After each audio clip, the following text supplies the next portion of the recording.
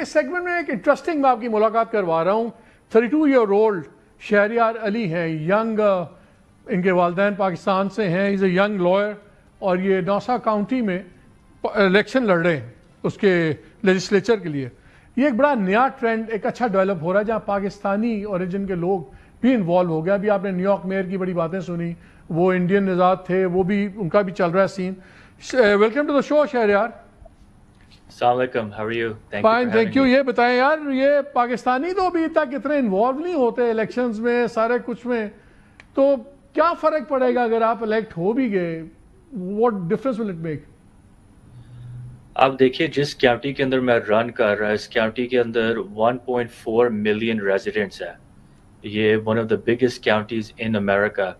تو اس کاؤنٹی میں جو ابھی سب سے فاسٹسٹ گروئنگ پاپولیشن ہے وہ ہے جو ساؤتھ ایشین امریکن پاپولیشن ہے, ہمارے پاکستانی بہن بھائی, انڈین, بنگلہ دیشی.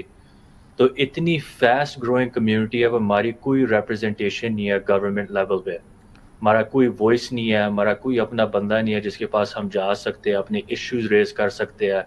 تو میں ہسٹری بنانے چاہ رہا ہوں by becoming the first Pakistani American legislator in Nassau county to represent my people. تو وہاں پہ ساؤتھ ایشین کمیونٹی کتنی ہے, انڈین, پاکستانی, یہ کتنے لوگ ہیں؟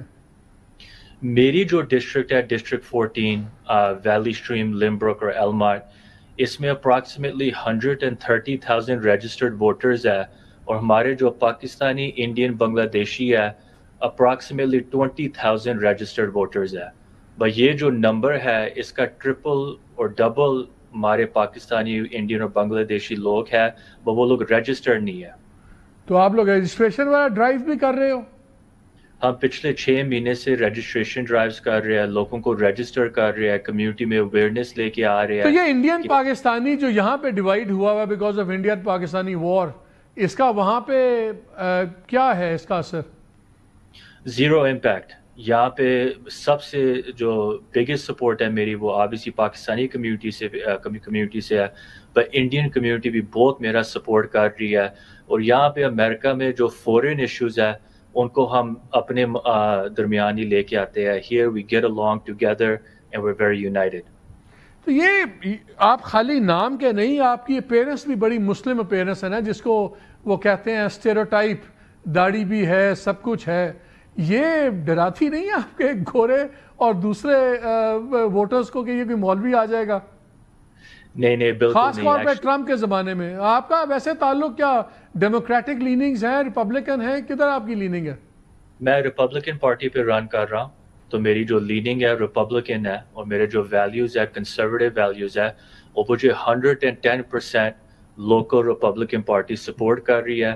انہوں نے مجھے نامنیٹ کیا ہے, فنڈنگ مجھے دے رہے ہیں, میری بیکنگ کر رہے ہیں, اور انشاءاللہ امید ہے کہ ہم ساریوں کو یونائٹ کر کے, whether گورے ہے, کالے ہیں. چلیں Shahryar, we run out of time, we wish you the best. اللہ کرے کہ آپ جیتیں, ہسٹری وہاں پہ لگائیں. ناظرین, تو آپ نے باتیں سنی, لیکن میں کنکلوژن اپنی اسی بات پہ کرنا چاہ رہا ہوں جو ہم جوڈیشل فیصلے ڈسکس کر رہے تھے. دیکھیں پولیٹکس میں چیزیں, حالات بدلتے رہتے ہیں, کبھی کوئی اپوزیشن میں, کبھی کوئی پاور میں, لیکن جوڈیشل فیصلے پریسیڈنٹس بنتے ہیں. یہ جو فیصلہ ہے ATA کا, اینٹی ٹیررزم جو اکاؤنٹیبلٹی کورٹ ہے, سرگودا کا بڑا خطرناک فیصلہ ہے. جنہوں نے جرم کیا آپ 10 سال چھوڑیں, جو مرضی سزا دیں, لیکن کیا ریلی میں جانا جرم ہے؟ یہ ایک بہت خطرناک پریسیڈنٹ ہے, بیکاز میں 9th کے زاویے سے ہر چیز کو نہیں دیکھنا ہوگا, ہمیں اس کی اوورآل امپلیکیشنز دیکھنی ہوں گی. اگر یہ فیصلہ اپ ہولڈ ہو جاتا ہے ہائی کورٹ میں یا سپریم کورٹ میں بھی الٹیمیٹلی, تو یہ پریسیڈنٹ بنے گا کہ کسی کو 10 بار ہی سوچنا ہوگا کسی بھی ڈیمونسٹریشن میں جانے کے لیے, کسی بھی ریلی میں جانے کے لیے, کہ یہ آپ 10 سال کے لیے جا سکتے ہیں کسی اور کی وجہ سے. ڈیموکریسیز ایسے فلرش نہیں کرتی. خطرناک ہوتا ہے یہ معاملہ. اجازت دیجیے, اللہ حافظ.